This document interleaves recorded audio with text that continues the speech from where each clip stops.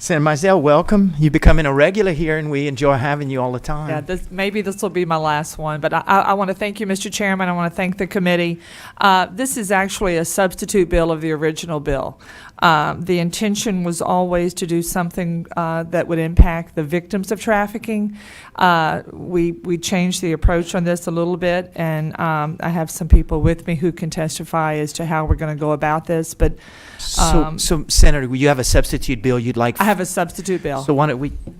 It's in the folder, the substitute bill? Okay. So, members, we have a substitute bill, and just to know that the rules are, if it's a substitute bill, it can't be amended. Right. So what you're presenting is it. I'll restrain myself. Okay. No, you don't. Senate Bill 205, substitute. Okay, all yours. The purpose of the bill is twofold. We really, frankly, the need is, and Senator Johnson and I have talked about this because there's so many ways that we need to approach the concerns we have on trafficking. But first and foremost are to locate the victims. And in doing that, we've tried to make every point of contact that the victim has, especially when she has an opportunity to be alone, we wanted to make that an opportunity for a mandatory reporter to be a resource to her. One of the areas that this bill addresses is for an abortion facility staff member to be a mandatory reporter, and we have documentation on the number of times that takes place. We have not, we have resources on how often that has been a resource for that victim to get help. That's the primary part of the bill. Secondary to that is the fact that we're asking that there would be information posted at every highway rest stop. Right now, I'm trying to remember where it's at. Where is it? Employee notices. Oh, yeah, it's on the employee notice board. I frankly stopped with my grandchildren coming back from Texas at a Louisiana rest stop, and I found a flyer in the family restroom.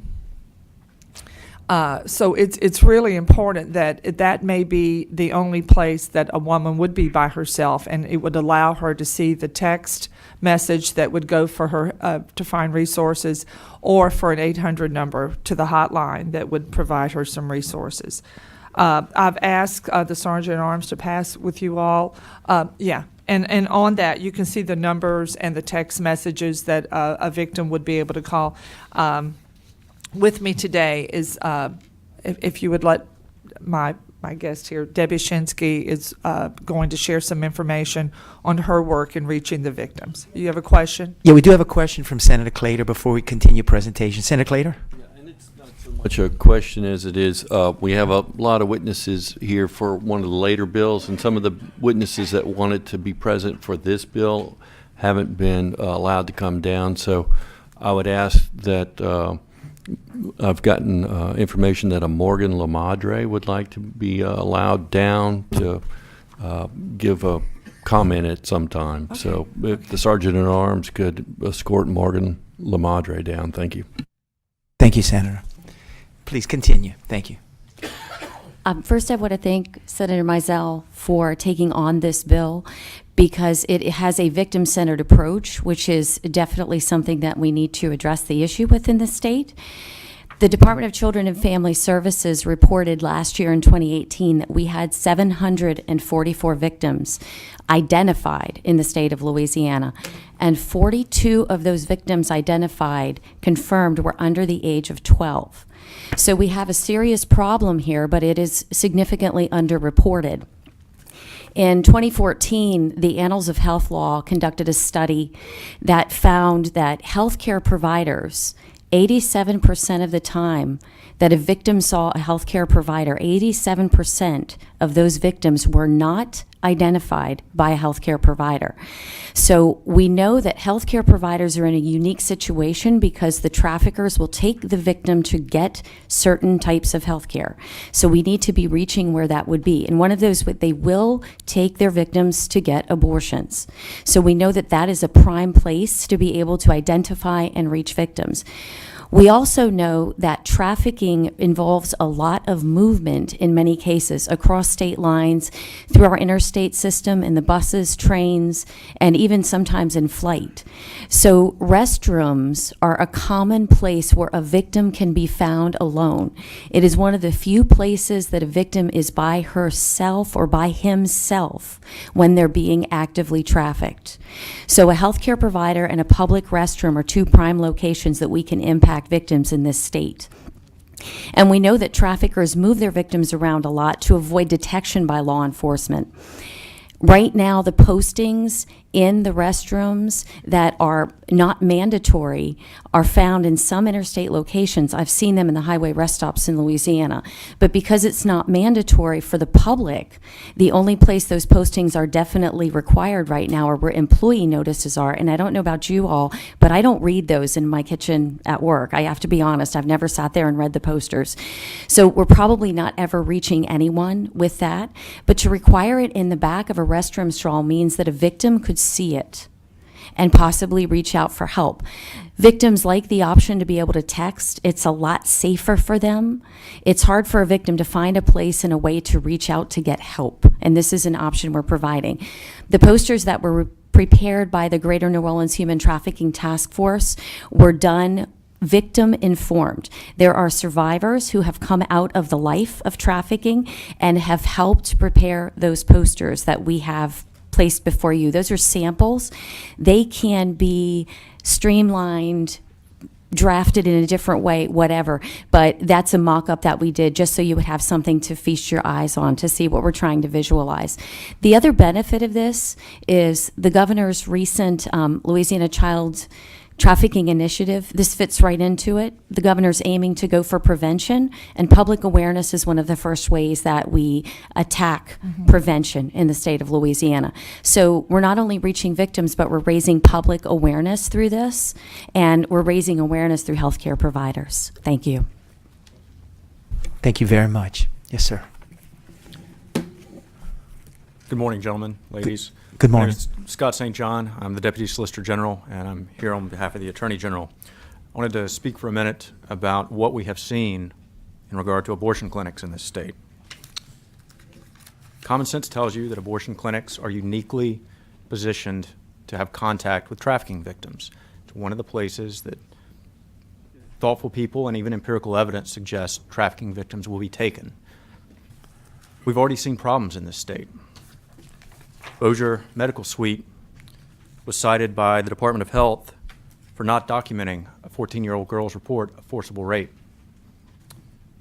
It closed shortly thereafter and shredded all of its medical records. I'm aware of additional evidence, but I can't share that with you. The clinics are hiding behind protective orders entered by federal courts. The business model of abortion clinics is unique as well, and it causes unique problems in the context of trafficking. They're cash-based businesses, so there's no Medicaid oversight and no insurance oversight.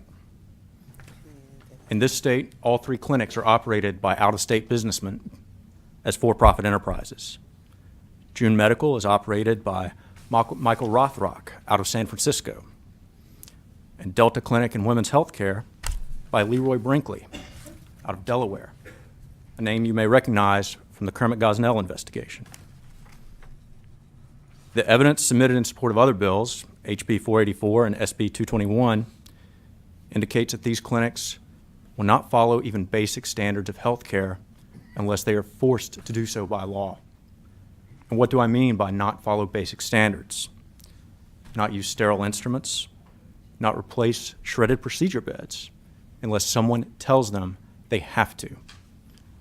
That's why I'm here to testify in support of this bill, because we need to tell these clinics that are uniquely positioned that you do have to report incidents of human trafficking. Thank you. Thank you very much for your testimony. The board is clear right now. If anybody else wants to testify, Senator, did you want to add anything that we missed? Oh, you do have a question, Senator Boudreaux? Senator Boudreaux with a question. No, we had talked earlier about the awareness and education. My question's in the line of we talked about truck stops and other areas. The standardization of the sheet that you had passed out, is that the blueprint that's going to be out there? Is it? And I was just trying to read again in the proposed legislation.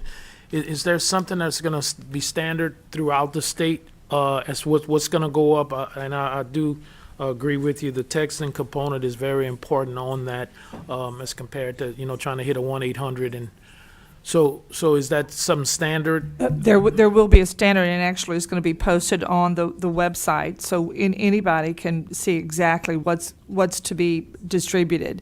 But I agree. I think a large part, and again with what Senator Johns had just done, we're trying to be consistent in the training. We're trying to be consistent in the resources and the direction that we send victims. So it's really important. I agree with you. But there will be a standard, and you can see it on their website exactly what's going to be distributed and put for distribution on the bathroom walls.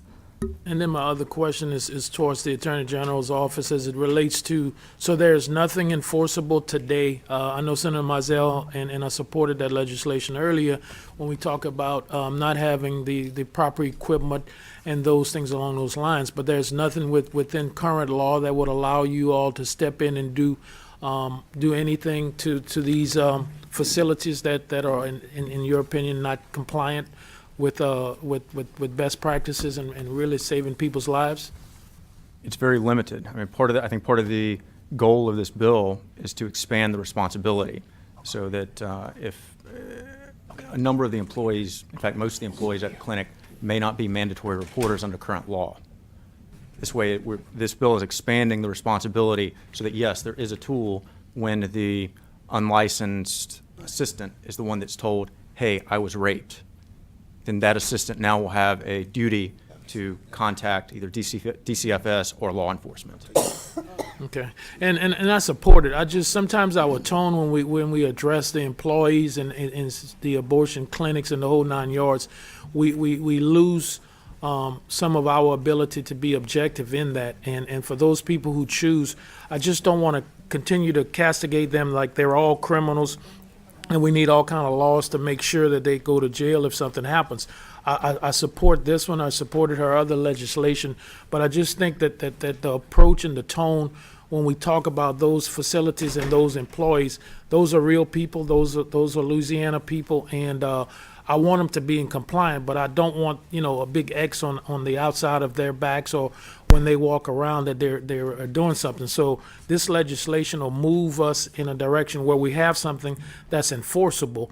And now, you guys can go in and do your job and take it from that standpoint. But I just, again, want to mention that sometimes I hear the tone when we talk about the clinics and the people who work there as just totally bad people. All of them are not bad people. I don't like when, some of the things that we've discovered, but that's why we're here to address those and move forward. Thank you. Thank you very much, Senator. Senator Erdy? Thank you, Mr. Chairman. Senator Mizell, I like your bill. I think it's a good bill, and I'm going to ask to move the bill, to approve the bill at the appropriate time, Mr. Chairman. Excuse me. I have one quick question about the civil penalties. What are the penalties if they fail to display the flyer, if I'm reading this bill correctly? If they fail to display the flyer? It says, well, maybe I see what you're saying. It says, in addition to the section, each establishment shall affix a flyer to the inside of the door of each bathroom and so forth. Right. And it says a civil penalty in accordance with revised statute 2696A. Any idea what I that really don't penalty know, is? but I'll know when I see you on the floor this afternoon. Okay, Okay. that'd be fine. I was just curious Thank you. to let us know. If I could add one thing, Sure. I think it's good. There's a few facts that I mean, I've worked on traffic and stuff since I've been here. And people still tell me, "Why don't you leave it alone? It's just a form of commerce."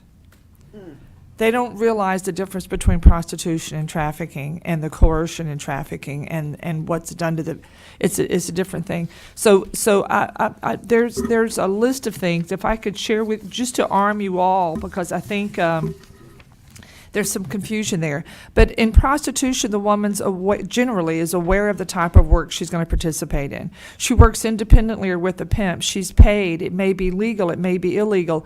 It does not always involve force, fraud, or coercion. In trafficking, the woman is generally unaware of what she's going to be forced to do.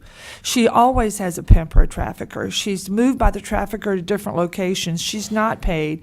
It's always illegal, and it always involves force, fraud, or coercion. It's not something willingly being done by a victim. That's why it's a victim. So that I wanted you to know that, and just so that if your folks back home ask you about it, you'll know why.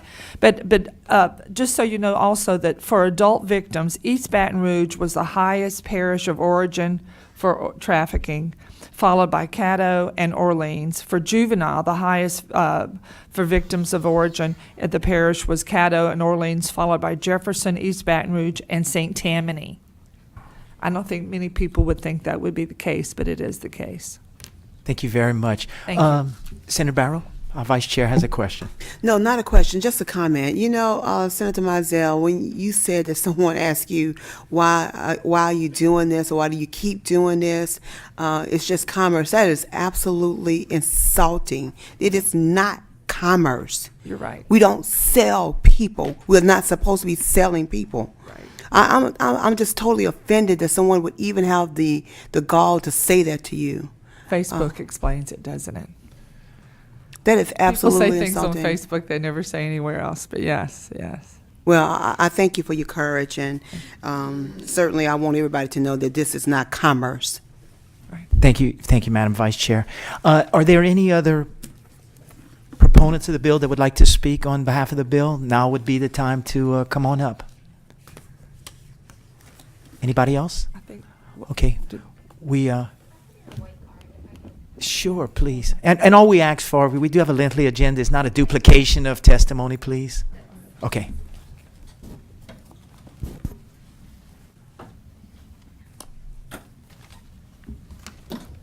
Good morning and welcome. Thank you. My name is Morgan Lamondre. I'm the legal director for STAR, which is a sexual trauma awareness and response. We are a sexual assault center, and we provide trainings on mandatory reports and disclosures. And the substitute bill took care of most of the issues that I guess we saw when we would come up with when providing trainings. The one thing I would just recommend maybe as an amendment on the floor for consistency purposes, if you go to page 4 of your substitute bill on line 23, it says on there, human trafficking, trafficking of children for sexual purposes, rape, incest, or coerced abortion. What I would recommend is putting sex offenses as defined in 15:541, because rape and incest, as just putting those words, don't define the sex offenses, and you're actually leaving out quite a number of sex offenses. So just a suggestion for an amendment for consistency purposes in other parts of our code. So that's my only comment. Thank you. I see Ms. Peck writing that right now, and I know she'll meet with Senator Mizell on that issue. Senator Claytor? Yeah, just repeat the language, sex offenses as defined. In RS 15:541. Thank you. No problem. Thank you very much for your testimony. We do have a couple of cards in opposition. One card in opposition would like to speak. Maria Bowen with the Louisiana State Medical Society is present and would like to speak. You good? Okay, so that red turns to? To nothing. So just, okay. We'll put it in the shred box if that's allowable. Okay. All right, so we have no questions. I'll read the cards in support and card in opposition. In support, Debbie Shinsky? Shinsky, okay. And you testified. Christy Cross, Gary Bennett, Mike Renasta, Gary Bennett, Kevin Hayes, here to testify for informational purposes, Morgan Lamandry, and Scott St. John with the Department of Solicitor. And in opposition, but not wishing to speak, Julie Schwinn Harris. Members, the board is clear, and I do have, there was noted earlier, a motion by Senator Erdy to report Senate Bill 205 by substitute. Is there any opposition? Seeing there no opposition, Senate Bill 205 will be reported by substitute. Thank you, Mr. Chairman. Thank you very much. committee. Madam Vice